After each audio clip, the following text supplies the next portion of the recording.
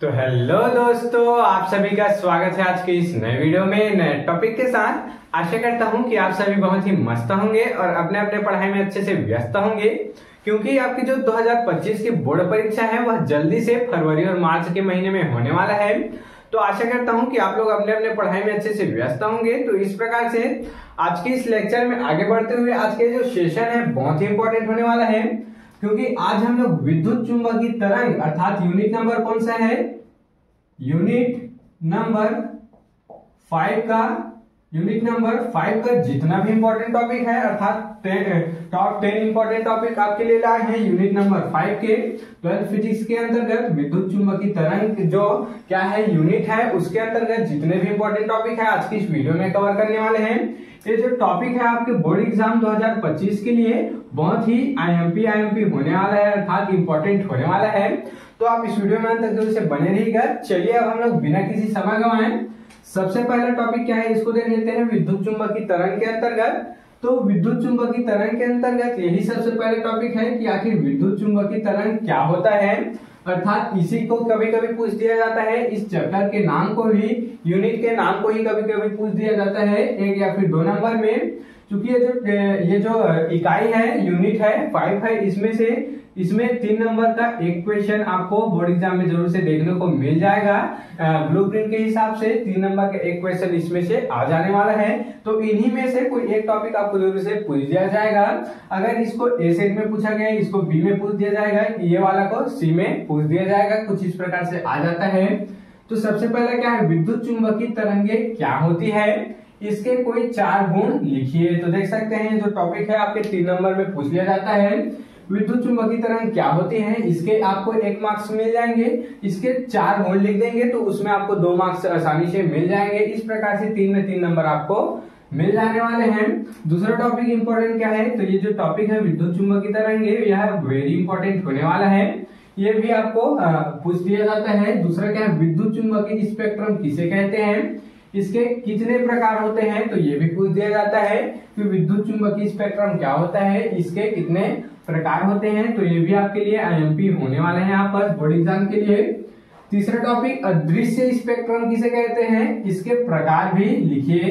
तो ये जो विद्युत चुंबकीय स्पेक्ट्रम के अंतर्गत जो अदृश्य स्पेक्ट्रम है ये आपके लिए वेरी इंपॉर्टेंट होने वाला है, क्योंकि ये जो टॉपिक है आपके बोर्ड एग्जाम में पिछले 10 सालों से किसी न किसी सेट में आपको जरूर से देखने को मिल जाएगा। एक आध ईयर छोड़कर बाकी सब में आपको देखने को मिल सकता है।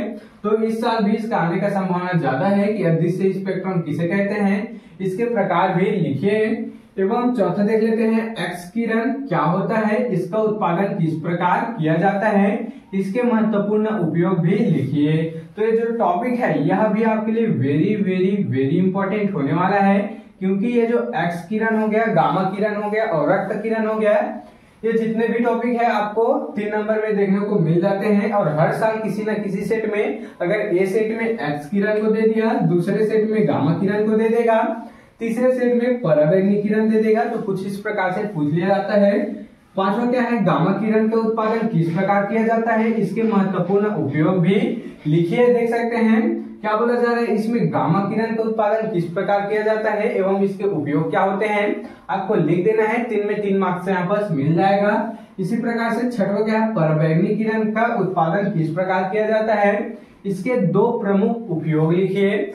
तो ये भी पूछ लिया जाता है कि पराबैंगनी किरण क्या होती है, या फिर इसको किरण बोले या फिर तरंग बोले, इसको किरण बोले या फिर तरंग बोले, बात एक ही है। आपको दोनों रूप में पूछा जा सकता है, पराबैंगनी किरण बोले या फिर पराबैंगनी तरंग बोले, आपको उसी को लिख देना है। यहाँ पर जितने भी टॉपिक है हम लोग इसी चैनल में कवर कर चुके हैं, सारा लिंक मैं नीचे डिस्क्रिप्शन में दे दूंगा, आप देख लीजिएगा। तो क्या बोला गया, पराबैंगनी का किरण का उत्पादन किस प्रकार किया जाता है, इसके 2 उपयोग लिखिए।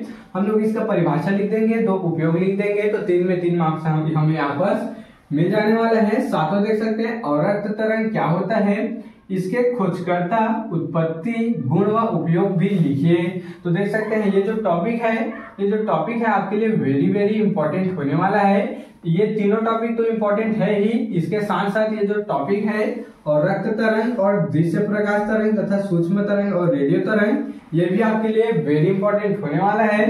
कोई भी टॉपिक यहाँ पर घुमाकर नहीं पूछेगा।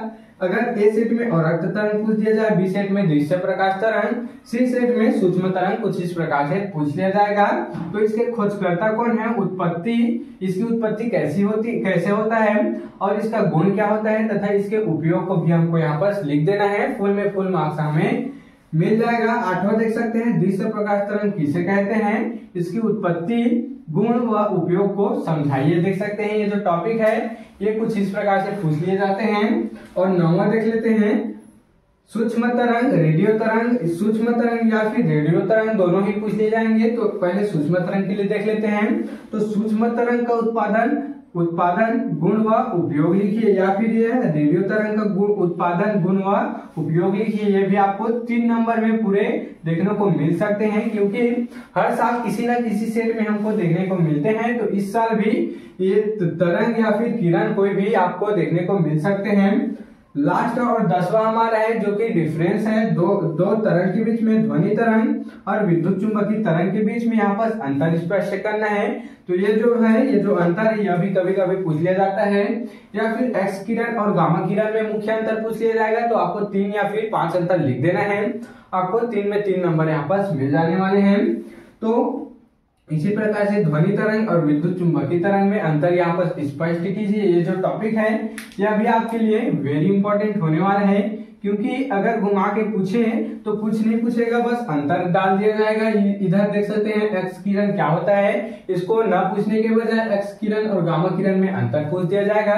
तो कुछ इस प्रकार से आज के इस प्यारे से लेक्चर में हम लोग यूनिट नंबर 5 के जितने भी टॉप 10 इंपॉर्टेंट यहाँ पर क्वेश्चन हैं हम आपको समझा दिए हैं। इसको स्क्रीनशॉट ले सकते हैं। तो आशा करता हूं कि आपको ये जो सेशन है क्लास है वह आसानी से समझ में आया होगा कि यूनिट नंबर 5 के कौन कौन से इंपॉर्टेंट टॉपिक है और 2025 बोर्ड एग्जाम में कौन कौन से इंपॉर्टेंट टॉपिक आपको पूछे जाने वाले हैं।